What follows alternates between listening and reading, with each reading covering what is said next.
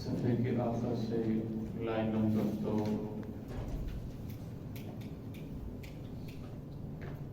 सूरह बकरा की आयत नंबर 182 से अऊज़ु बिल्लाहि मिनश शैतानिर रजीम बिस्मिल्लाहिर रहमानिर रहीम या अय्युहल्लज़ीना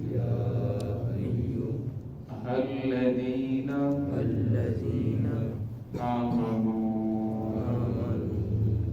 कुतिबा अलैकुमुस्सियामु कमा कुतिबा अलल्लज़ीना मिन क़ब्लिकुम लअल्लकुम तत्तक़ून अय्यामन मादूदात फमन कान मिनकुम मरीज़न औ अला सफरिन फ़इद्दतुम मिन अय्यामिन उखर वअलल्लज़ीना युतीक़ूनहु फ़िद्यतुन तआमु मिस्कीन फमन ततव्वअ खैरन फहुव खैरुल लहु व अन तसूमू खैरुल लकुम इन कुंतुम तालमून। बिस्मिल्लाहिर्रहमानिर्रहीम या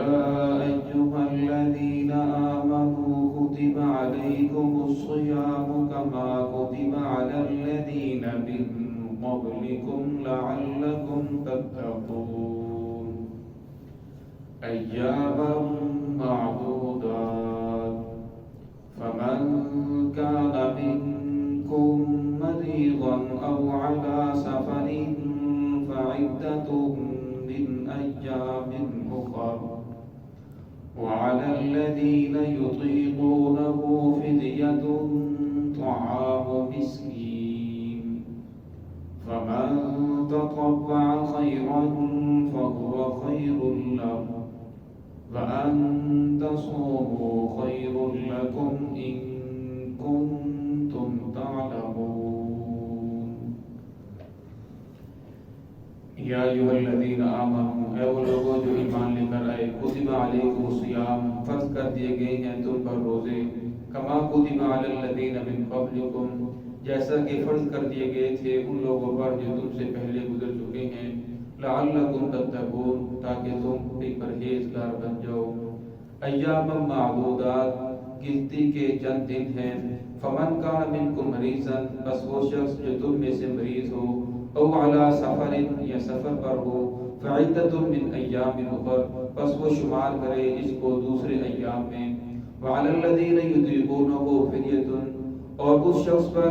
जो रोज़ा रखने की ताकत नहीं रखता वो फिदिया अदा करे, तआमु मिस्कीन, 60 मस्कीनों को खाना खिलाए।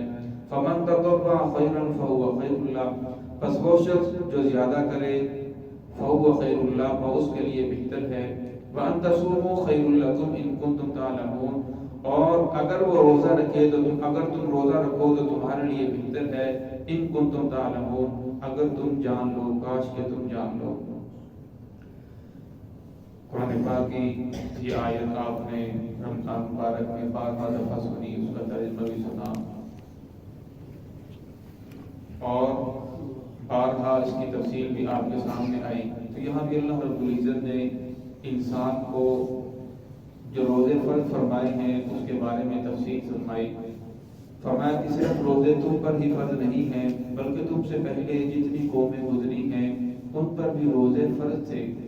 اور فرمایا روزے کیوں فرض فرمائے آپ کے اوپر؟ لعلکم تتقون، تاکہ تم پرہیزگار بن جاؤ۔ اب موسیٰ علیہ السلام کی قوم پر بھی روزے فرض تھے، عیسیٰ علیہ السلام کی قوم پر بھی روزے فرض تھے، اور روایات کے اندر آتا ہے جو گزشتہ قومیں گزری ہیں ان پر تو ایسے روزے فرض تھے کہ انسان نے صبح کو روزہ رکھا اور پھر شام کو جب روزہ افطار کیا اور اس کے بعد وہ جب تک جاگتا رہے گا تو اس کا کھا پی سکتا ہے، جب وہ سو جائے گا تو اس کا روزہ دوبارہ شروع ہو جائے گا۔ یعنی ان کے ہاں سحری نہیں تھی بلکہ افطاری تھی، افطاری ایک مرتبہ کر لی، جب تک وہ جاگتے رہیں گے تو ان کا روزہ وہ کھا پی سکتے ہیں، جب جو آدمی سو جائے تو پھر اس کا روزہ دوبارہ شروع ہو جاتا ہے۔ ایک صحابی وہ سارا دن مزدوری کرتے رہے، جب شام کو خیر آئے تو آ کر انہوں نے روزہ افطار کیا تو ان کی بیوی کھانا بنا رہی تھی۔ اب وہ کھانا بنا رہی تھی، جب وہ کھانا لے کر آئی تو ان کی آنکھ لگ چکی تھی، تو وہ بڑی پریشان ہوئی، اور صبح کو پھر ان کا جب آنکھ لگ جائے تو ان کے ہاں روزہ شروع ہو جاتا تھا، اور ان کا روزہ شروع ہو گیا، اور صبح تک ان کی حالت یہ ہو گئی کہ وہ بے ہوش ہونے لگے، ان کی حالت بہت زیادہ کمزوری آ گئی۔ تو پھر آپ صلی اللہ علیہ وسلم کو پتہ چلا تو پھر اللہ رب العزت نے قرآن پاک کی آیت نازل فرمائی کہ اب تمہارے لیے سحری بھی ہے، افطاری بھی ہے، یہاں سے لے کر آپ نے صبح سے لے کر شام تک غروب آفتاب تک روزہ رکھنا ہے، اس کے بعد آپ سو بھی سکتے ہو، کھا بھی سکتے ہو، سونے کے بعد بھی کھا سکتے ہو، پہلے بھی کھا سکتے ہو۔ پہلے امت محمدیہ پر بھی یہی تھا کہ آپ نے جب روزہ رکھنا ہے افطار کے وقت جب تک جاگتے رہو گے تو اس وقت تک کھا بھی سکتے ہو، اور جب انسان سو جاتا تھا پھر اس کے بعد روزہ شروع ہو جاتا تھا۔ لیکن جب صحابہ کرام کو ایک صحابی کو یہ حالت پیش آئی تو پھر آپ صلی اللہ علیہ وسلم نے قرآن پاک کی آیت نازل ہوئی، پھر اس کے بعد رخصت مل گئی کہ اب آپ نے جو روزہ رکھنا ہے تو طلوع فجر سے لے کر یعنی صبح سے لے کر جب وہ چھوڑتی ہے اس وقت سے لے کر غروب تک آپ نے روزہ رکھنا ہے۔ تو یہاں اللہ رب العزت نے اس امت کو آسانی عطا فرما دی، اور پھر فرمایا کہ روزہ جو ہے تم پر اس لیے فرض کیا گیا تاکہ تم پرہیزگار بن جاؤ۔ اس کے لیے آپ اللہ رب العزت کو اس کا کوئی فائدہ نہیں ہے، اگر ساری کی ساری انسانیت روزہ خور بن جائے، کوئی بھی روزہ نہ رکھے تو اللہ رب العزت کی ربوبیت کے اندر ذرہ برابر کمی نہیں آئے گی۔ اگر سارے کے سارے روزہ رکھنے والے بن جائیں تو اللہ رب العزت کی شان کے اندر ذرہ برابر اضافہ نہیں ہوگا، اور یہ تو تمہارے لیے ہے تاکہ تم پرہیزگار بن جاؤ۔ اللہ رب العزت انسان کو مشق کرواتے ہیں، کیا میرے بندے میں نے تمہارے اوپر بہت ساری چیزیں حرام کی ہیں، چوری تمہارے اوپر حرام کی ہے، سود کھانا حرام، اسی طرح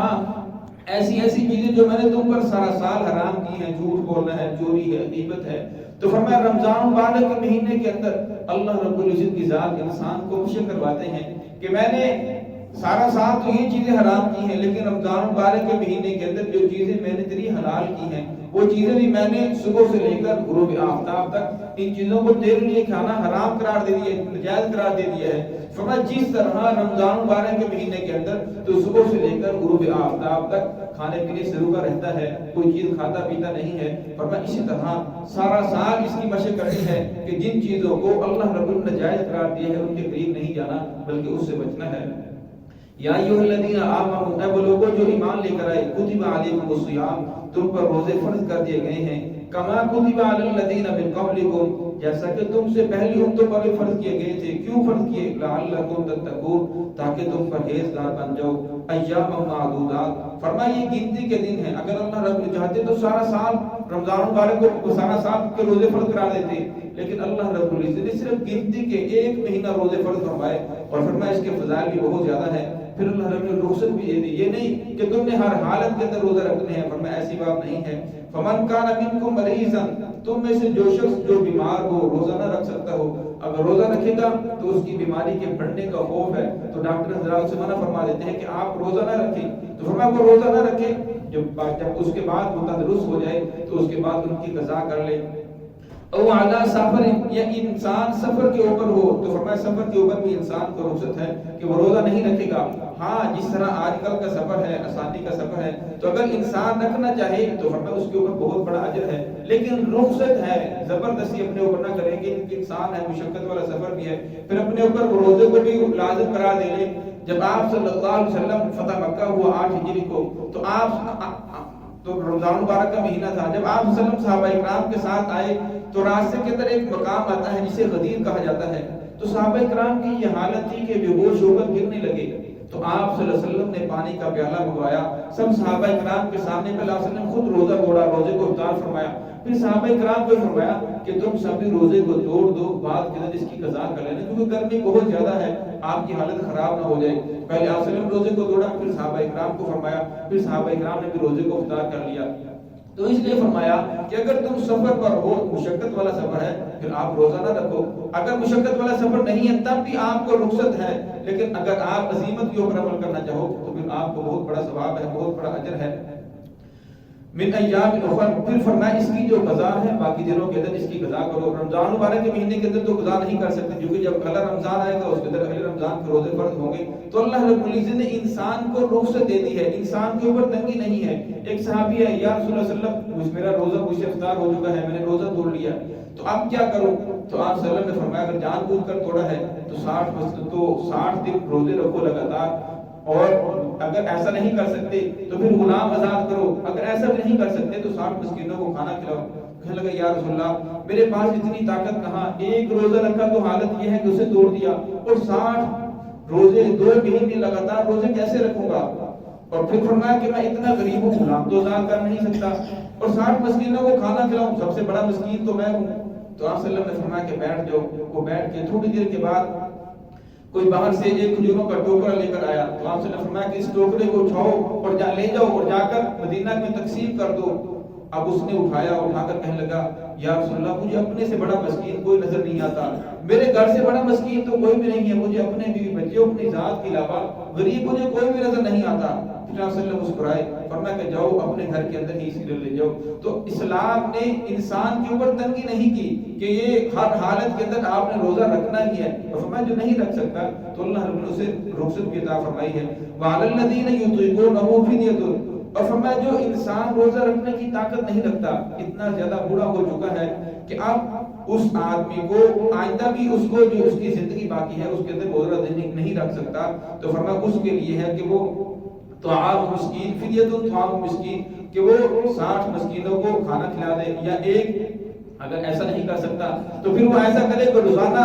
ایک صبح کو شام کو کسی انسان کو روزہ رکھا دے اور افطار بھی کروا دے۔ اور فرمایا ایک روزے کا جو فدیہ ہے وہ 2.25 سر گندم ہے، اگر وہ ایک ہی مرتبہ دینا چاہے پورے مہینے کا تو ایک ہی مرتبہ دے سکتا ہے۔ اسی طرح جو انسان آج کل جس طرح شوگر کی بیماری ہے، جو اس طرح ایسی بیماری ہیں کہ اگر انسان کو پتا ہو کہ میں ٹھیک ہو سکتا ہوں تو پھر فرمایا اگر وہ فدیہ دیتا ہے اس کے بعد کے اندر وہ ٹھیک بھی ہو جاتا ہے تو اس کو بعد کے اندر ان روزوں کی قضا لازم ہو جائے گی، قضا ضروری ہے۔ اگر انسان کو پتہ ہے کہ میں آئندہ جو میری زندگی باقی ہے میں ٹھیک نہیں ہو سکتا، آئندہ میں روزہ نہیں رکھ سکتا، تو پھر فرمایا وہ انسان فدیہ دے سکتا ہے۔ اور ایک انسان نے فدیہ دے دیا، فدیہ دے دینے کے بعد پھر وہ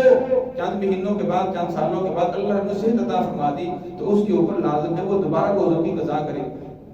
کس طرح اب زکوٰۃ ہے، یہ جو چیزیں اللہ رب نے فرض فرمائی ہے، نماز ہے، روزہ ہے، زکوٰۃ ہے، حج ہے،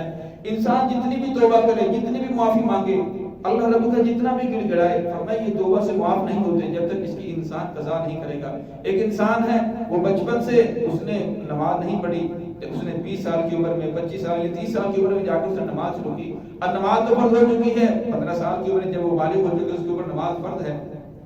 تو فرمایا کہ اس انسان کو جو اس کے باقی ایام گزر چکے ہیں، سال گزر چکے ہیں، ان کی قضا اس کے اوپر لازم ہے۔ اب جس وقت اللہ رب سے سمجھ عطا فرمائی اس وقت انسان کو اپنی ڈائری کے اوپر نوٹ کرنا چاہیے کہ میں نے اتنے مہینے کو روزے نہیں رکھے، یا اتنے سال کی اتنے مہینوں کی نمازیں نہیں پڑھی، اور آج سے میں نے نماز پڑھنا شروع کر دی ہے فلاں دن سے فلاں تاریخ سے، اگر میری زندگی نے میرے ساتھ وفا کی تو میں نمازیں پڑھوں گا، روزے رکھوں گا، زکوٰۃ جو ہے میرے ذمہ ہے یہ میں ادا کروں گا۔ اگر میری زندگی نے وفا نہیں کی تو پھر اپنے ورثاء کو وصیت کر کے جائے کہ میرے پیچھے اس کا فدیہ دے دینا۔ تو فرمایا انسان کو اس کی بہت زیادہ فکر کرنی چاہیے کہ یہ چیزیں توبہ سے معاف نہیں ہوتی بلکہ ان کی قضاء لازم ہے۔ تو اسی طرح جو انسان بیمار تھا لیکن بعد کے اندر تندرست ہو گیا، اس نے فدیہ بھی دے دیا، فرمایا جو فدیہ دے دیا ہے اس کا اجر علیحدہ ہے، لیکن اس آدمی کو ان روزوں کی قضاء دوبارہ لازم ہو جائے گی۔ یہ سردیوں کے مہینے ہیں، انسان کو کوشش کرنی چاہیے کہ جو روزوں رہ گئے فرمایا ان روزوں کی قضاء کرے، پتہ بھی نہیں چلتا، چھوٹے چھوٹے دن ہیں۔ فمن تطوع خیرا فهو خیر اللہ، پر فرمایا جو شخص زیادہ دے، اب اس نے 60 مسکینوں کا کھانا دینا تھا، اور 2 سر گندم کے حساب سے، اب وہ 2 سر کے حساب سے دے دیتا ہے، یہ سوا 2 کلو کے حساب سے دے دیتا ہے، یہ زیادہ دے دیتا ہے، تو فرمایا یہ اس کے لیے بہتر ہے، اس کا زیادہ اجر ہے۔ وَأَن تَصُومُوا خَيْرٌ لَكُمْ، اور فرمایا اگر تندرست ہو جائے تو فرمایا اس کے لیے بہتر یہی ہے کہ وہ روزہ رکھے، کیونکہ جو روزے کی فضیلت ہے، اب جو رمضان مبارک کے مہینے کے اندر روزہ رکھنے کی فضیلت، اگر اللہ نے رخصت دے دی کہ مسافر روزہ نہ رکھے، مریض روزہ نہ رکھے، اگر وہ رکھ سکتا ہے تو روزہ رکھ لے، جو فضائل رمضان مبارک کے مہینے کے اندر ملیں گے وہ باقی دنوں کے اندر نہیں ملیں گے۔ باقی دنوں کے اندر ذمے سے جو آپ کے جو ذمے قضا ہیں وہ تو ادا ہو جائے گی، جو فرض ہے وہ تو ادا ہو جائے گا، لیکن جو اجر ہے، جو اجر و ثواب اللہ نے لکھا وہ نہیں مل سکتا۔ اس طرح ایک آدمی نماز پڑھتا ہے، فرمایا وہ گھر کے اندر پڑھتا ہے، جماعت سے نہیں پڑھتا، اس کے ذمے سے فرض تو ادا ہو جاتا ہے، لیکن جو اللہ رب العزت نے انعامات رکھے ہیں اس سے محروم ہو جاتا ہے۔ اس لیے انسان کو کوشش کرنی چاہیے کہ رمضان مبارک کا مہینہ حد الوسع نہ چھوٹنے پائے۔ وَأَن تَصُومُوا خَيْرٌ لَكُمْ إِن كُنتُمْ تَعْلَمُونَ، اور فرمایا تمہارے لیے روزہ رکھنا ہی بہتر ہے اگر تم جان لو۔ دعا ہے کہ اللہ رب العزت ہمیں جو رمضان مبارک کا مہینہ آتا ہے صحیح معنی کے اندر اس کی قدر کرنے کی توفیق عطا فرمائے۔ جن احباب کے ذمے روزے باقی ہیں انہیں ان کی قضا کرنے کی توفیق عطا فرمائے۔ بسم اللہ الرحمن الرحیم، الحمدللہ رب العالمین، والعاقبۃ للمتقین، ربنا آتنا فی الدنیا حسنۃ وفی الآخرۃ حسنۃ وقنا عذاب النار، وقنا عذاب القبر، وقنا عذاب الحشر، وقنا عذاب المیزان۔ یا اللہ جو قرآن پاک پڑھا ہے اس کی برکت سے ہم سب کی بخش فرما، یا اللہ اس کی برکت سے تمام کے تمام مسلمانوں کی بخش فرما، یا اللہ امت مسلمہ کے حال پر رحم فرما، یا اللہ امت محمدیہ کی مغفرت فرما، یا اللہ امت محمدیہ کی گناہوں سے درگزر فرما، یا اللہ جتنے مسلمان پریشان ہیں تمام کی پریشانیاں ختم فرما، یا اللہ جو قرض دار ہیں قرض سے خلاصی عطا فرما، الہ العالمین جو بے اولاد ہیں ان کو نیک صالح مرین اولاد نصیب فرما، یا اللہ جن کو تو نے اولاد دی کہ ان کی اولادوں کو ان کا فرما بردار بنا، یا اللہ جن کے بچیاں بچے جوان ہیں جوڑ کے مناسب رشتے عطا فرما، الہ العالمین اس مسجد کو آباد فرما، اہل ٹون کو 5 وقت کا مکہ نمازی بنا، یا اللہ جتنے بھائی بیٹھے ہیں دلوں کے اندر جو حاجات ہیں یا اللہ سب کی حاجات کو اپنے غیر نظاموں سے پوری فرما، یا اللہ سب کے گھروں کے اندر کاروبار کے اندر خیر و برکت عطا فرما، آپس کے اندر اتفاق اور اتحاد نصیب فرما، رسول اللہ صلی اللہ علیہ وسلم سچی محبت نصیب فرما، حضور صلی اللہ علیہ وسلم کی سنتوں کے مطابق زندگی گزارنے کی توفیق عطا فرما، قیامت کے دن حضور صلی اللہ علیہ وسلم کی شفاعت نصیب فرما، یا اللہ جتنے مسلمان دنیا سے رخصت ہو چکے ہیں سب کی بخش فرما، یا اللہ سب کو کربڑ رحمت نصیب فرما، الہ العالمین ہمیں بھی آخرت کی تیاری کرنے کی توفیق عطا فرما، ہم سب کا خاتمہ ایمان پہ فرما، بری موت سے، حادثے والی موت سے، ایکسیڈنٹ والی موت سے، اچانک موت سے یا اللہ ہم سب کی حفاظت فرما، موت کی سختی سے ہم سب کی حفاظت فرما، عذاب قبر سے ہم سب کی حفاظت فرما، یا اللہ بغیر حساب کے جنت کا داخلہ عطا فرما، یا اللہ ہمیں دین کی صحیح سمجھ عطا فرما، صراط مستقیم پہ چلنے کی توفیق عطا فرما، شرک سے، بدعات سے، رسومات سے یا اللہ ہم سب کی حفاظت فرما، یا اللہ پاکستان کی حفاظت فرما، پاکستان میں بسنے والے لوگوں کی حفاظت فرما، یا اللہ اندرونی بیرونی سازش یا اللہ اس کو محفوظ فرما، ربنا تقبل منا انک انت السمیع العلیم وتب علینا انک انت التواب الرحیم، صلی اللہ تعالی علی خیر خلقہ محمد و آلہ و صحبہ اجمعین۔